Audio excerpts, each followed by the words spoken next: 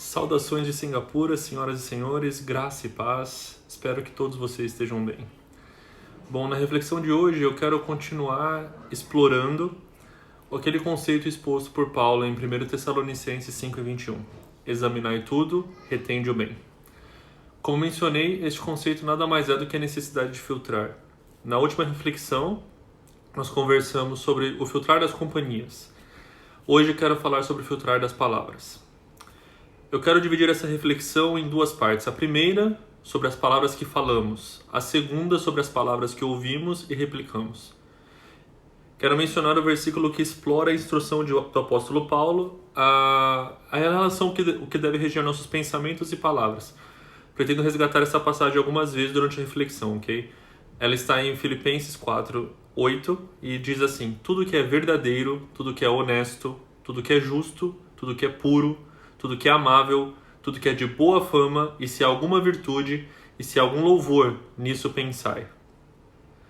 Reforçado por Mateus 12:34, que diz que a boca fala do que está cheio o coração, aquilo que nós pensamos é também aquilo que nós falamos. Por isso que esse verso de Filipenses 4:8 é extremamente relevante para essa reflexão sobre filtrar as palavras. Então vamos começar essa primeira parte. As palavras que falamos, né? A Bíblia nos fala muito sobre a seriedade daquilo que dizemos. Um versículo em Provérbios que exemplifica claramente isso é Provérbios 18:21. A língua tem poder sobre a vida e sobre a morte. É difícil ser mais explícito que isso. Durante a quarentena, ficamos por bastante tempo junto com nossas famílias. Talvez seus pais, seu cônjuge, seus filhos. Só que nós não temos a alternativa de não estarmos com eles. Isso torna o impacto das nossas palavras ainda mais evidente. Caso você esteja sozinho, o que fala, o que você pensa consigo mesmo, nesse período também possui grande relevância e grande impacto, pelos mesmos motivos. Eu quero compartilhar alguns trechos da Bíblia que podem nos ajudar com o que dizemos, ok?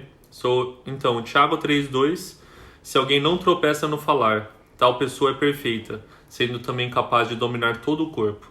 Isso demonstrar esse domínio e o filtro das palavras é um sinal de autocontrole completo. A perfeição do homem, a perfeição da pessoa, pela perspectiva bíblica, depende da nossa capacidade de não tropeçar nas nossas palavras, ou como eu acabei de tropeçar aqui. Provérbios 21:23 diz: o que guarda a boca e a sua língua guardará das angústias da sua alma. A situação já é difícil, portanto, guardar as nossas palavras nos ajuda a não aumentar as angústias da alma.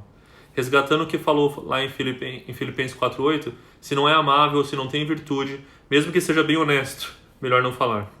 Tiago 3:10 e 11, da mesma boca precedem bênçãos e maldições.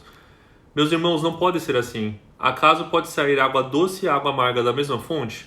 Sabe, esse capítulo de Tiago 3, ele menciona muito sobre palavras, né? E essa passagem em específico, nesse ponto, ele destaca uma questão importante.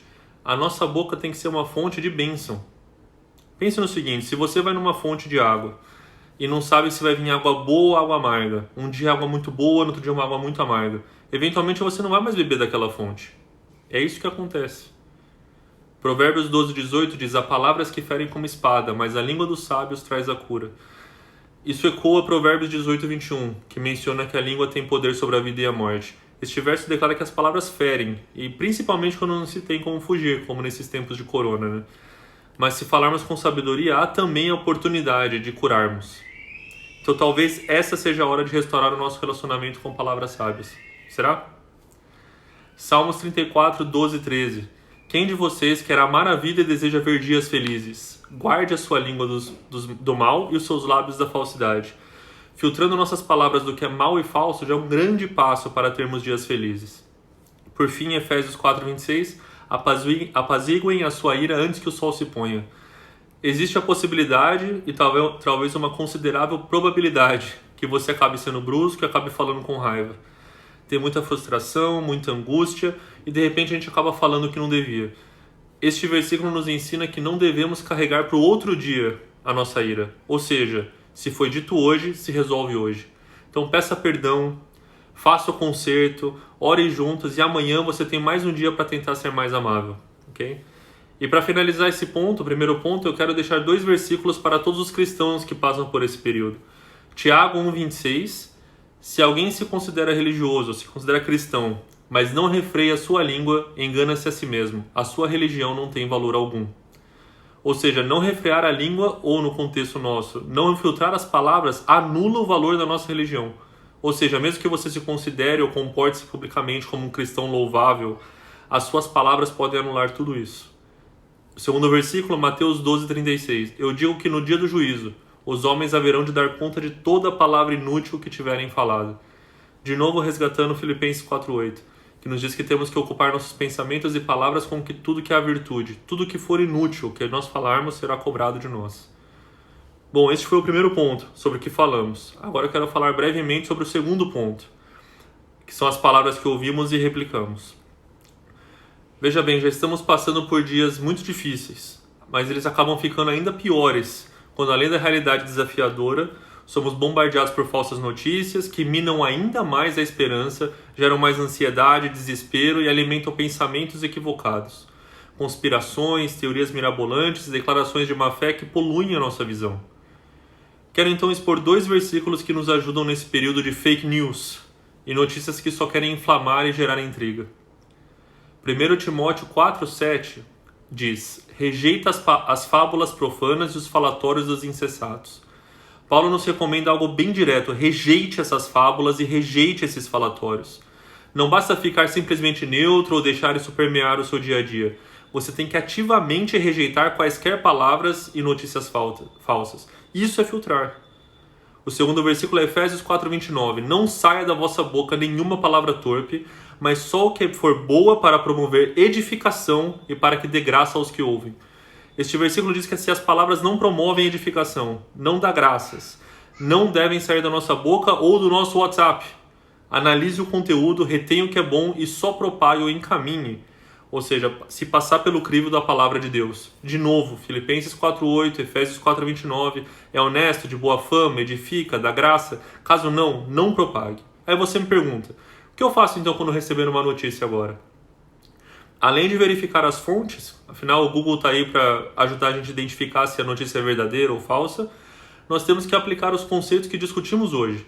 Veja bem, como cristãos, se não filtrarmos tudo e retermos apenas o que é bom, e seguindo também o critério agora de Filipenses 4:8, nós erramos porque nós estamos ocupando a nossa mente com algo que não é alinhado com as instruções do Evangelho. Isso vai acabar poluindo as nossas palavras também. Agora, o risco está se ativamente estamos propagando falsidade, encaminhando notícias falsas, engajando em discussões sobre elas, estamos em pecado. No momento em que passamos algo falso para frente, nos tornamos divulgadores de mentiras, acabamos nos tornando boca de Satanás. Isso é muito sério. Veja o que Paulo disse para Timóteo lá em 1 Timóteo 6:20. Evite as conversas inúteis e profanas e essas ideias contraditórias de mentiras que fingem ser conhecimento. Se o grupo de WhatsApp tem te tornado essa fonte ruim para você, saia dele. Se as notícias dos sites da internet têm poluído a sua mente, desligue. Acredito que filtrar das palavras é o filtro mais difícil que a gente tem. E por este motivo talvez seja o mais necessário nesses tempos de corona. Pois bem, irmãos, se a boca fala do que o coração está cheio, para assegurar que as palavras que falamos passem pelo crivo do Evangelho, temos que encher nosso coração da palavra de Deus. Vamos lá, como nós vemos em Salmo 1:2, na sua palavra medita dia e noite. Amém? Se me permitem, quero terminar essa reflexão também com uma oração. Okay? Então oremos. Pai, queremos te agradecer pela oportunidade de estarmos aqui nessa reflexão de novo, que falamos sobre filtrar das palavras, Pai. Queremos te pedir, Deus, enche-nos da Tua palavra, Deus, que nós possamos buscar a Tua palavra para que possamos encher o nosso coração daquilo que o Senhor diz, Pai, daquilo que o Senhor revelou. Ativa, Deus, o nosso discernimento, Pai, para que nós não nos tornemos propagadores de mentiras e falsidades, Pai, que não nos tornemos boca de Satanás nessa geração. Que possamos usar o discernimento do Seu Espírito, Pai, para filtrar tudo aquilo que é contrário, tudo aquilo que não é verdade, Pai. E que Filipenses 4:8, Pai, possa realmente se tornar, Deus, o nosso filtro das palavras. E que a gente possa caminhar, Deus, em verdade e declarando palavras que edificam para a honra do Teu nome e da Tua igreja, Pai. Nós te agradecemos, Pai, porque o Senhor é o Deus que não nos deixa enganados. E usa, Deus, sim, os Seus servos para poder trazer a nós, Pai, palavras que edificam, palavras de verdade, Pai, para a honra e louvor do Teu santo nome. Amém. Amém? Bom, que Deus possa nos abençoar e nos guiar em Sua palavra.